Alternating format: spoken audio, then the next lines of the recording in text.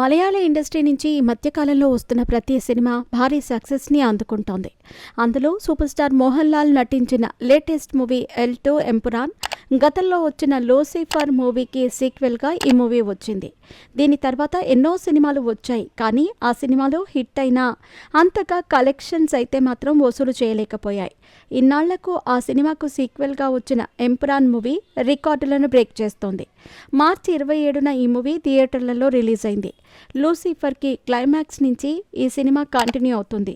దాంతో సినిమాపై రోజు రోజుకి అంచనాలు పెరుగుతూనే ఉన్నాయి. థియేటర్లలో భారీ విజయాన్ని సొంతం చేసుకుంటున్నాయి. ఓటీటీలోకి ఈ మూవీ వచ్చేస్తుంది. మరి ఇంకెందుకు ఆలస్యం? ఎప్పుడు వస్తుంది, ఎక్కడ స్ట్రీమింగ్ అవుతుందో ఒకసారి తెలుసుకుందాం. ఇటీవల రిలీజ్ అవుతున్న మోహన్ లాల్ మూవీలు అన్నీ భారీ హిట్ టాక్ని అందుకుంటున్నాయి. అలాగే ఎంపురాన్ కూడా భారీ విజయాన్ని అందుకుంది. మొదటి షో నుంచి పాజిటివ్ టాక్తో దూసుకుపోతున్న ఈ సినిమా ఓటీటీ హక్కులను ప్రముఖ ఓటీటీ సంస్థ జియో హాట్స్టార్ సొంతం చేసుకున్నదని ప్రముఖ బాలీవుడ్ మీడియా సంస్థ పింక్ పిల్లా వెల్లడించింది.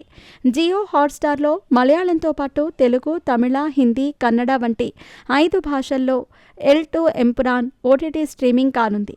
ఇప్పటి వరకు ఈ మూవీ 270 కోట్లకు పైగా వసూలు చేసింది. ఎల్2కి కూడా పృథ్వీరాజ్ సుకుమారన్ దర్శకత్వం వహించారు. అలాగే ఇందులో కీలక పాత్రలో నటించాడు.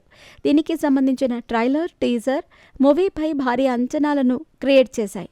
శ్రీ గోకులం మూవీస్ బ్యానర్లపై యాంటోనీ పెరుంబవూర్, గోకులం గోపాలన్ నిర్మించారు. లూసిఫర్ పొలిటికల్ యాక్షన్ థ్రిల్లర్గా తెరకెక్కితే ఎల్2 ఎంపురాన్ రాజకీయ అంశాలతో పాటు ఇందులోనే ఇంటర్నేషనల్ డ్రగ్స్ మాఫియాను టచ్ చేసి తెరకెక్కించారు.